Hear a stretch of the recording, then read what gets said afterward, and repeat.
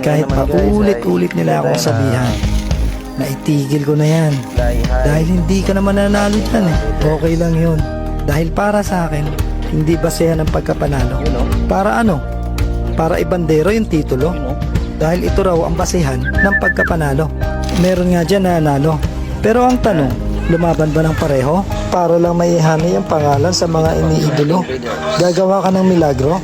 Umuwi lang ang ibon, matatawag ko ng panalo para sa akin.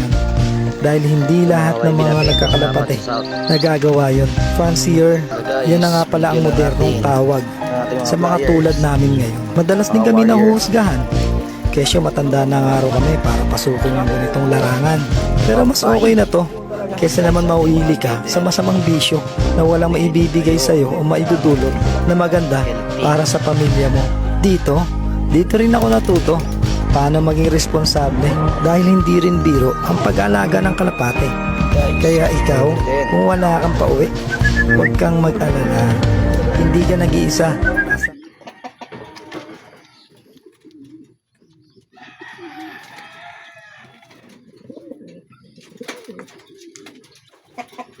At syempre, hindi magpapole yung mga warriors natin.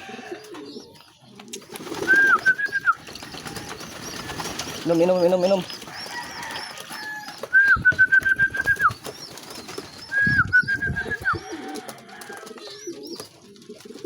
So ayun guys, bigay tayo ng Vitamin Pro sa ating YB.